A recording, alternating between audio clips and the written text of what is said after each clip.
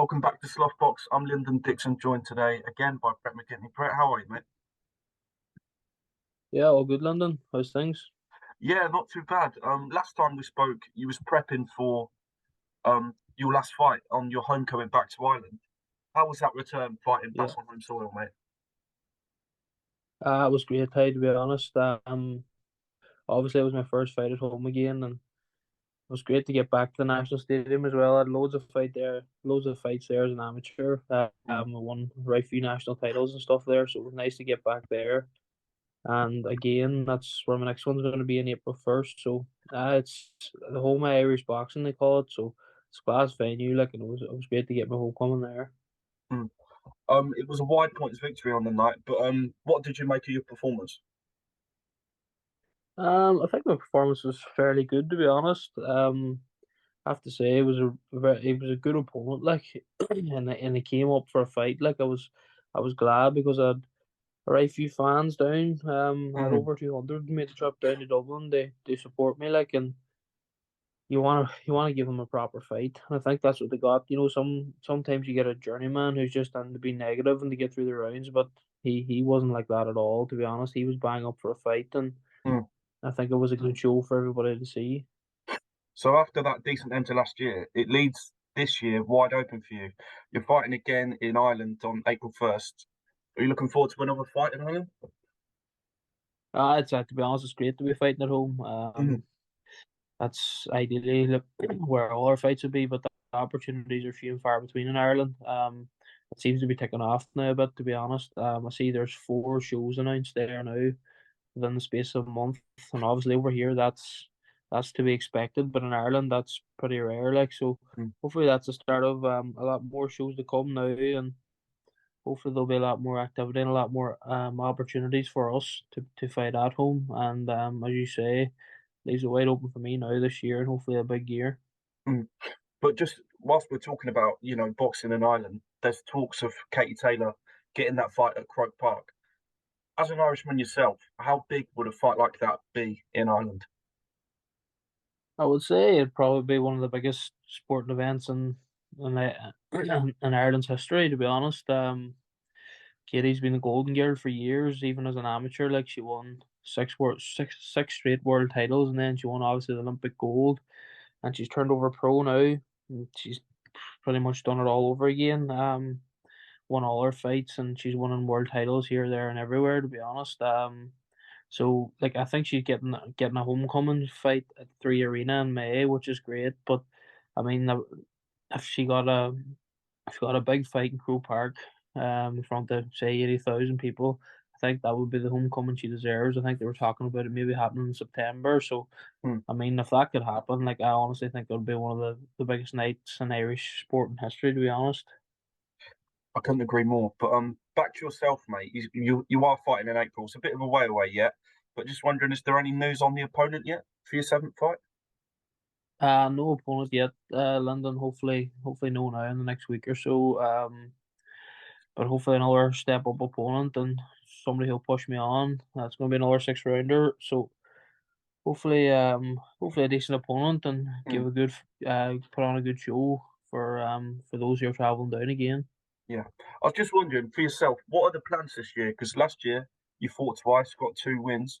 But what's the plans this year? Are you looking to be more active, or what's the plan? I would like to definitely be more active. To be honest, I would like to have had a lot more than 2 fights last year, but I did start the year injured. For the first 3 months I done very little, but that's just one of them things in boxing. This year I would like to just be active and I would like to push towards maybe domestic titles.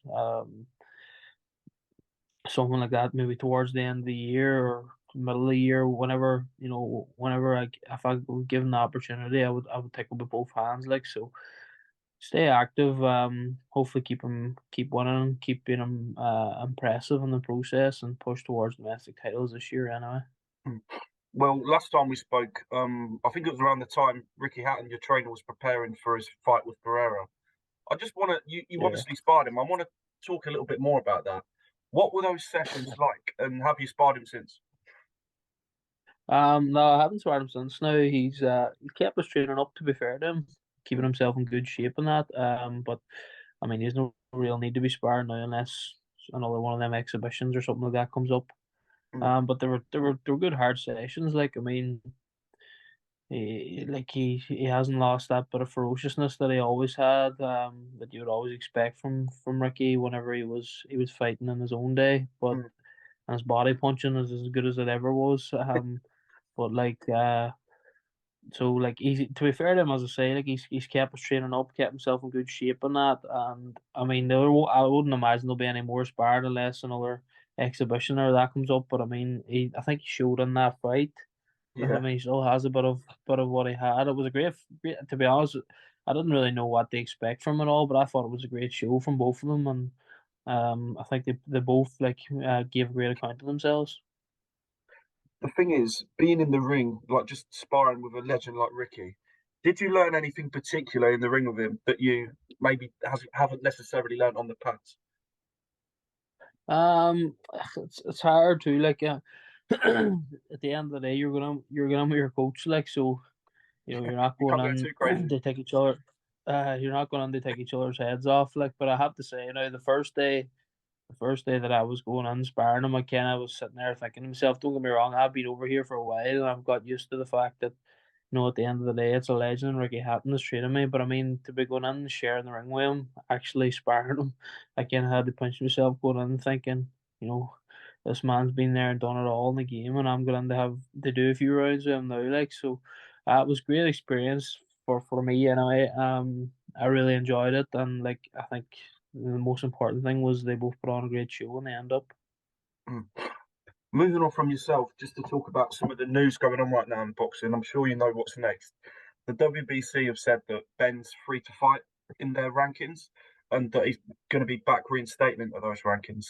They say that those levels of clomiphene that were in his system, and when he tested positive, were due to apparently a high consumption of eggs. It's all a bit mental at the minute. What do you think to this whole situation, mate? Um, I don't really know what to think of it, to be honest. I mean, if he's if it was all an accident or whatever, how it could have been, I don't know. But then he deserves to be reinstated. But I mean, until like I think it put the fear of God in a lot of people that if you eat too many eggs, you could feel a Mm, drugs ban. Do you know what I mean? Because at the end of the day, I'm sure pretty much every boxer up and down the country and probably the world has eggs in their diet, and quite a few of them. I mean, I don't know enough about it, to be honest, yeah. to be saying too much. But I mean, it just doesn't really it doesn't add up. I've never heard anything like it before, anyway. But hey, I don't really know what to say about it, to be honest. I'll tell you what, I'll just have to keep an eye on the amount of eggs we're consuming because it seems to be a bit dodgy. The thing is, he's still got that case going on with the British Boxing Board of Control. But if you're him, what do you do? Do you wait for that case to end and maybe fight in the UK if they give him his license, or do you move as quick as possible and try and fight abroad like Eddie Hearn spoke about? Well, it depends. Like at the end of the day, it's a horrible thing to have hanging over you. Mm, That ban. So like personally, I would like to get it all cleared up. I mean, if the British Boxing Board are doing their own investigation and he knows that he's innocent, then I would be waiting until that's done, name cleared, and that's the end of mm, it. But at the same time, if he's not so sure, I would be getting moving as quick as possible and getting fighting again, and then see what happens with it. I mean, it's a horrible thing to have against your name. mm, And it's even worse if you're innocent. But I mean,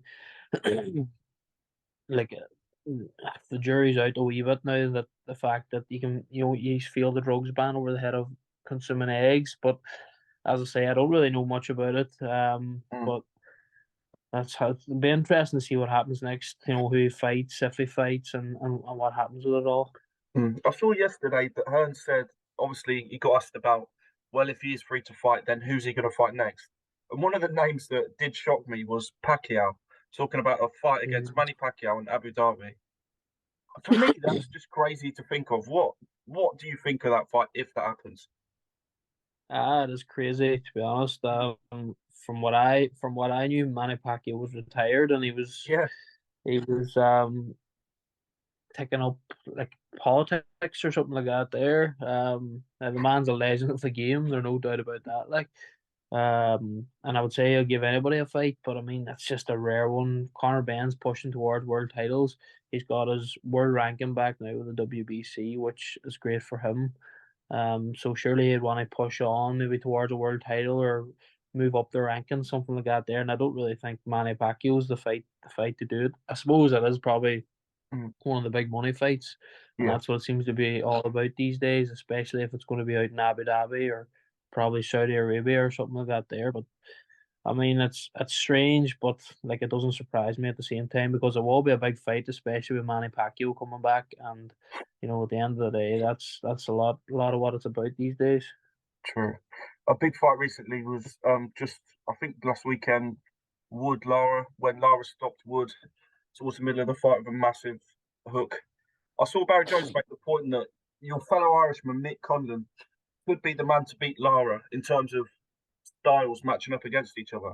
Would you back Conlan in a Mm, fight against Lara? I would, to be honest, and I actually was watching it with my brother. Um, I know we were chatting just before the knockout, and I kept saying I feel like he's going to offload a few and he's going to step it up. And he says, you've been saying that a while now, but you just know it's not coming. And then bang, he just knocked him clean out. Mhm. So, like, it's a very, very dangerous fight, Lara, for McCollum, but it's a dangerous fight for anybody.